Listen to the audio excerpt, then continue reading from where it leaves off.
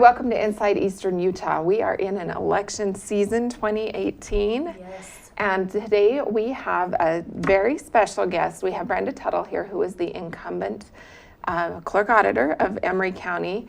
And we are going to talk to her a little bit about the election and her campaign and everything that goes along with that. So Brenda, thank you for joining us today. Welcome. Thanks for having me. Absolutely.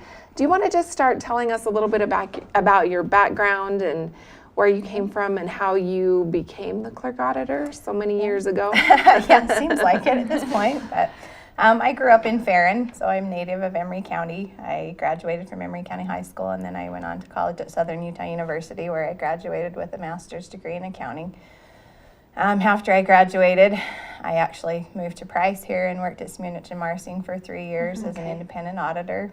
And so during that time, I was able to get my CPA license.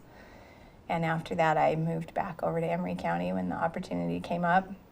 They'd actually combined the offices of clerk and auditor at that time, and so they'd hired me to take care of all the financial and everything to do with that side of the office. And 12 years ago, I actually ran for clerk auditor, so I've been the actual clerk auditor for 12 years.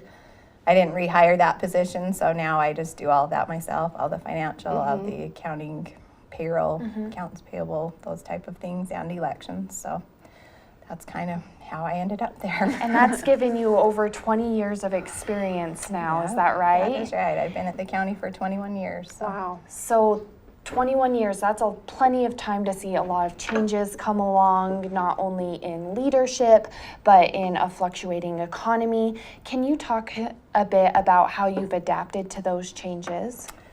Emery County is kind of unique in that we haven't seen a lot of growth, kind of like Carbon County, but we've had to adapt our budget. It's essentially the same as it was 20 years ago, and so, as you know, payroll costs and benefits and all kind of things have changed a lot. But we've had to adjust, to fit all of that in within the same budget that we've had. We balance our budget every year so that the county's in really good financial shape. We don't borrow money to operate. We just operate within our means. And so throughout the years, the different administrations have had the same vision that I have to live within what income we have. And so each year we sit down and go through and have to make, hard choices. The commissioners make the final calls, but we go through and, make sure at the end of the budget season that we can operate and that we don't have to borrow any money. That's pretty impressive, and especially given the current state of the economy over there. I know things are getting tougher and tougher, and there's not a whole lot of new stuff coming in. No, there's not. So that sounded really depressing, doom and gloom. Okay, But it's also encouraging. It's not depressing because we can operate, and we still provide the same services. So actually, it's I would say a compliment. Sure, I'm super impressed. Absolutely. We've planned ahead. We make do. It would be nice to have all the money everybody wants, but it's just not the area that we live in, and so we just have to make do. But I feel like we've still provided all of the services that our citizens need. Sure, and that was going to be my next question to you is, given that challenge, how are you going to keep the current programs funded, or are you guys going to have to cut things going forward? What's your plan there? So, I have a good track record. We've survived for 21 years in good shape, and so we just look every time somebody retires or anytime there's a change, it's evaluated to see, with technology and all that, is that something that we can do without now, or is it something that we need to fund? We haven't had to cut any programs or anything like that, so it's just a matter of making adjustments when they come up, which is easiest to do when people retire, so that you can evaluate and see whether or not those are still needed. And I think you mentioned that before. You said you didn't fill the position within your own realm. Right. And that can, sometimes those cuts can be, instead of cutting actual positions while we're there, waiting until they become vacant and then just choosing not to fill them. And a lot of departments have done that. We have really good departments that are, we're all in the fight together, and so it helps when everybody participates and makes those choices. So. Of course. And people are obviously very interested in budget, probably love talking money to you. But there's a lot of other things a clerk auditor does. Can you Right. walk us through what some of your other responsibilities are? Well, just talking this week alone, we just finished our independent audit yesterday. So we've had auditors for the past week that come in and go through everything we do.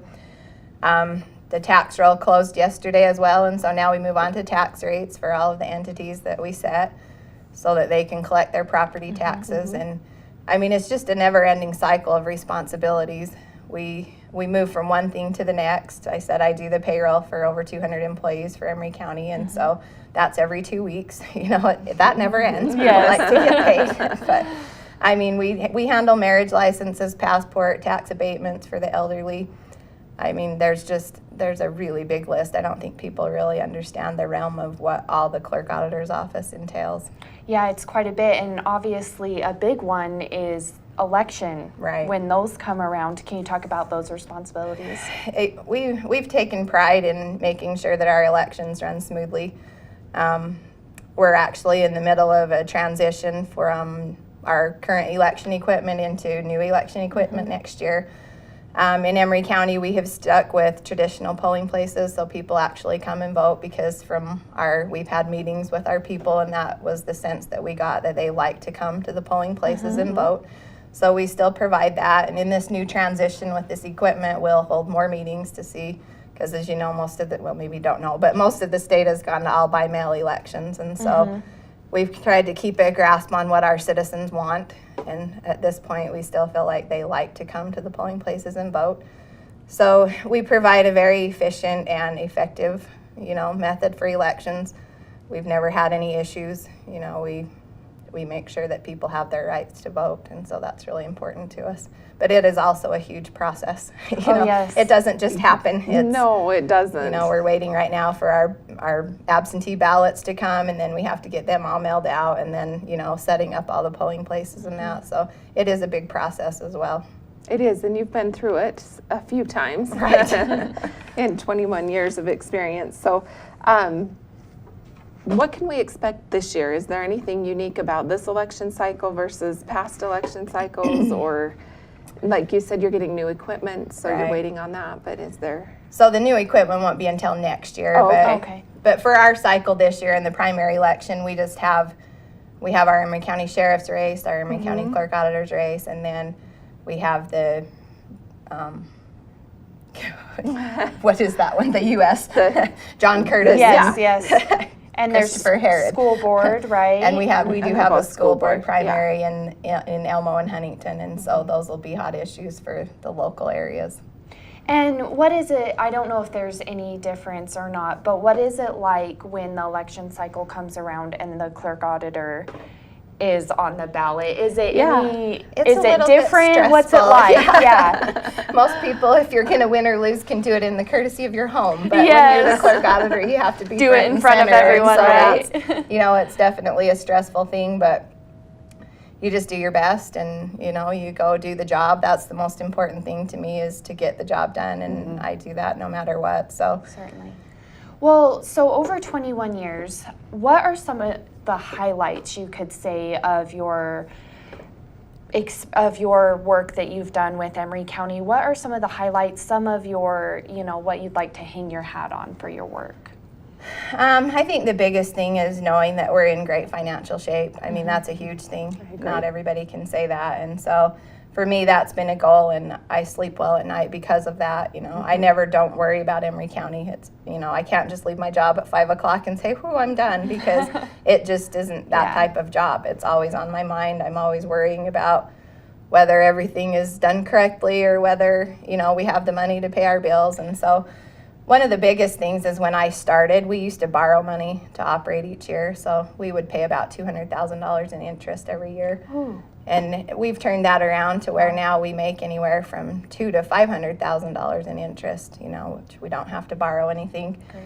We also paid off one of the notes on our public safety building, which saved us over $1 million in interest over the course of the loan. So those are a couple of things that I feel really good about. Yeah. But just overall, I'm proud of the shape that Emery County is in, and it doesn't just happen. Yeah. It takes a lot of time, effort, and concern. So Certainly, and that concern, I mean, it's not just, for your job, but you're kind of overseeing making sure that your friends, family, neighbors, I mean, a lot of them work for Emery County, you're raising kids here. Right. So the financial state of the county is probably really important on a personal, deep level. It is, because I love to live in Emery County. I'm raising my kids in Emery County, and it's important to me that we maintain that quality of life. Great.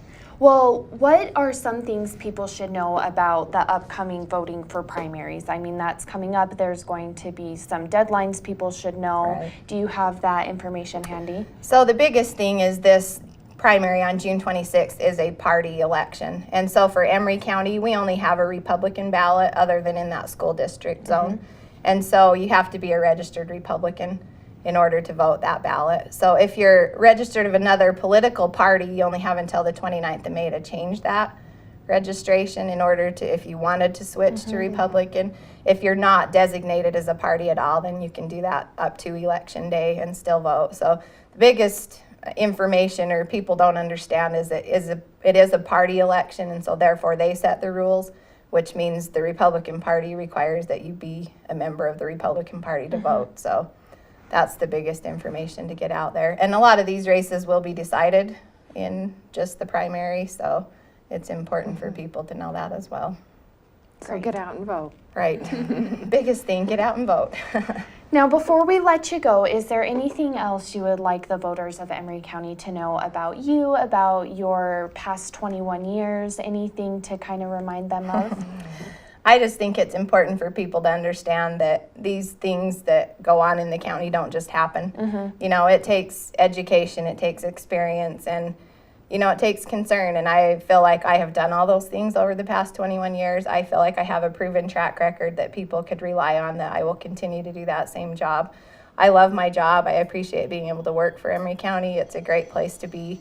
And I just hope people will see that value of having the experience and education and allow me to have another 4 years. So, well, we certainly appreciate your time, Brenda, and taking time to answer our questions and for your work over the past years.